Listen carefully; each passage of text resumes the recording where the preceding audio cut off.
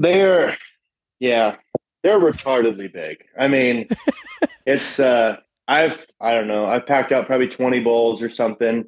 Um, and yeah, every time you still walk up to them, it's not as big of a shock the first time you see it as the first time you saw it, but it's still bad. And yeah, I'm not very smart because I've done it a couple times solo, and that's really stupid. It's like if you have two 6 point mature 6 point bull elk, like a 300 plus inch bull elk side by side. It's about two of those. A moose is probably 14 to 1,600 pounds, a big bull. We like to shoot big top tier moose. And I was never I never had this dream that I was just going to be super duper into moose. I just flew all over Western Alaska. I'd always see them flying beavers and going fishing. And I just, oh man. And the rut starts and they shed their velvet and you're just seeing bulls pop out everywhere. And I just thought if I had a super cub, I could land there. I could hunt over here. And I wanted the very best capable airplane to match my skill set. And so that's why I bought the Super Cub. But yeah, they are huge animals, dude. It takes about 10 trips of packing to get a moose out. It sucks. Well, I remember the first time that was moose hunting has been that's been like the top of the bucket list for me. Like I've wanted to do it, but I remember when I've tried planning my first trip, 2018, I called everybody up there to ask, try to get a flight in to get dropped off and hunt with me and my buddy. And every single transporter turned us down because we had never been to Alaska, and for good reason. Like they're like, you need to come up here and hunt something else first and make sure you're okay hunting Alaska and packing out animals and figuring out the transporting, all those different things first before you come up and deal with an animal of that size. And I am thankful that it was that way, getting up there and then hunting caribou and getting to experience it, because I feel like it's one of those things that you're either going to love doing or you're going to really hate it. And if you get into a situation with like a moose and you have a moose down, you don't know what to do. That's a really bad situation. Yeah, I mean, the biggest thing, there's like five things that really wreck people up here. But one of the biggest of those five, I would say, is just the terrain. Just walking in Alaska, it was hard for me coming from the Western US to say, okay, well, there's a ridge right over there, 2,000 yards away. We're just going to get right to that ridge and we'll be there in an hour. You're not there in an hour. You're there in 5 hours, because you didn't see all the little creeks you had to cross and all the alders and the rock cliffs and everything. And it's just really hard to move around up here. And that really deters people once they want to come back because it's swampy, it's wet, the weather's awful, there's tons of bugs. And then if you're going to have an animal that's a mile away from an airstrip or a lake where you're at, that's 10 trips out and you have to go back and forth through there and you start adding up the mileage, you're about to walk through all that, you're looking at some severe pain, punishment. Yeah. It puts hair on your chest, I'll tell you that. Yeah. I remember when I was up there, when I was hunting caribou, I missed a caribou like 4.5 miles from camp. And that was the biggest blessing that I feel like that I had. And I ended up shooting one like, I don't know, 500 yards away from camp. So it was much closer. And me and my buddy doubled up. So we had to pack them both back that day. But it was after like walking in the tundra and under it's just like walking on what they call bowling balls covered in moss. Essentially, it was way more difficult than walking in any of the western states where you're on hard ground all the time. It didn't seem that bad, and like you said, you'll look across the landscape and it looks like relatively flat and or just like open, and then all of a sudden what looked like it was knee-high bushes are 8 to 10 foot tall alders that you didn't even notice, and you're going through all this brush and this thick stuff, and it's incredible to me. And so what I want to kind of hear a story from you when you were the first time you had to break down a moose by yourself and pack it out. What was the story of that? Oh, when I was solo? Yeah. Um, Yeah, well, I do want to throw in there the best. One of my hunting buddies, Justin from Anchorage, one of the best definitions of tundra I've heard is like a waterbed covered with basketballs and bowling balls, 50-50, and then cover that in moss. And you're trying to walk across that. That's like the best definition you can have. And your knees and your leg muscles have muscle memory, and they have no memory because every step's different.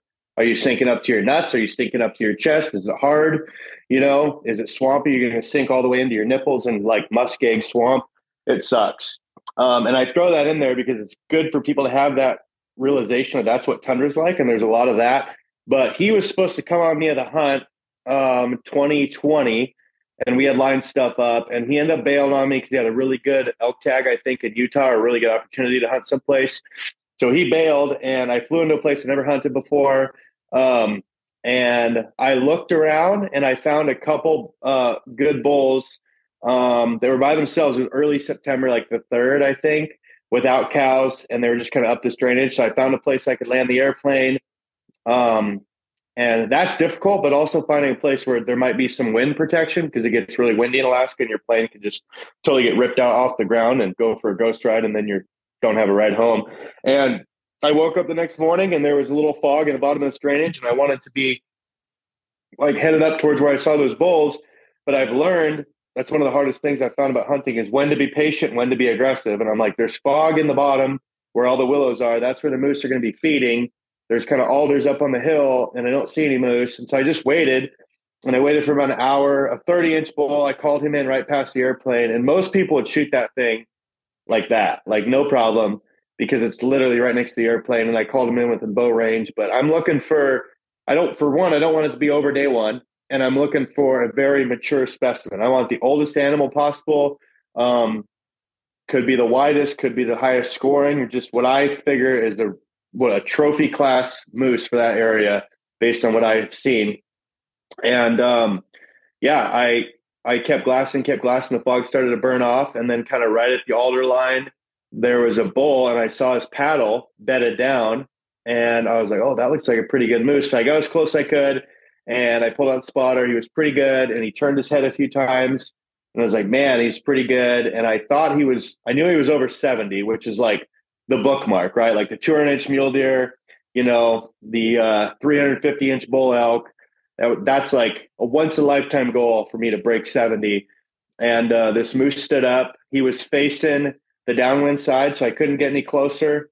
I had my bow. There's no way I could get into within bow range of him. And he was looking, and I was right out on a open, sunny hillside, so I couldn't get closer. And there was like hardly a breath of wind, like 1 to 2 miles an hour. I'm super dialed on my gun. I cow called, had the spot and scope set up with my phone, and I got in the gun. He stood up. He was the only bull there, and I shot him. I held a couple minutes for wind, and it actually drifted about 8 inches more to the right. It hit him kind of at the high shoulder, base of neck, and smoked him. It was 774. It was my longest shot ever on an animal, on a moose. I've shot animals further than that. And just perfect conditions. I usually never take a shot over 500 because it's windy and it's not ideal. And sacked him. And then I crossed the creek, right? And you look down the creek, like, oh, I don't need my chest waders, right? It's not that bad. I'll just take my boots off. And the creek is like now a river, right? It's like 30 yards across. It's pretty big when you're getting down in there. And now I'm like pulling up my pack belt because it's passing my nuts, right? And my video camera's on the pack belt, my pistol. And I'm like, pretty soon I'm like taking the pack off and like hiking it up like on my shoulders. And I'm like belly button deep, And so there goes my pants, right? And I'm soaked. And so then I get to their side, put my rain pants on, put my boots back on, look up, and that bull's standing there. And he had got back up, and he's just standing there sick. Like I shocked his nervous system. And so I pumped 2 more I put one in the shoulder and the next one right into one in the lungs and the last one in the shoulder. And I shoot a 338 Ultra Mag. And that sacked him, walked up there. And I remember saying to myself, I was just like, oh, Grenda, this is not easy. And I remember saying to myself, it's just like long division. It takes a while, but you just got to start working, and you just have to grab a knife, grab a leg, and just start going. But it's a lot of work. When you get done, you feel like you've just done like a heavy lifting competition or something like that, because it's 4 hours of manual labor and cutting and pulling and lifting and flipping hides. And then to do the gutless method on a moose and get it flipped over by yourself, that's agonizing. I can't imagine doing that by yourself. And I mean, when you're saying 4 hours, that's for someone like yourself that's been probably cut up, a ridiculous amount of animals and is skilled at doing that. So that's a grueling task. And then you had to go back across the river to go back over to camp, or were you able to move your plane to get any closer? So that was a short hunt. There was a big storm coming in, And, so as soon as I pull the trigger, it's like frantically sending inReach messages out to everyone. And that's when you realize you don't have a lot of friends. And my circle of friends is very small because I'm looking for a person with an airplane who can get off work I think on a Friday or something like that, get off early and come help me. And we'll do that and be selfless. I had a buddy come over and help me, but he landed, um, quite a ways away on a better spot to land. And then I shuttled him to where I had my camp, and then we walked down there. And I had gotten the moose a little closer, but it was still a pretty far pack. It was going to be about a mile, and the storm's coming in. And he said, "Dude, there's no way we're getting that moose up to where you need to land." He's like, "You should land on this gravel bar." And I said, "That's way too small." And he's like, "I've seen you fly. You can do it." And I'm just like, "Dude, that's freaking tight. It's really narrow. Your wings over the brush on this side, your wings over the water on this side, and it's a curve." And I stepped it off. It's 290 feet. And my airplane will do that. And we packed all the moose down to there, and I pulled it out, I think, in 3 trips out of the 290-foot spot. And yeah, didn't crash. So here we are.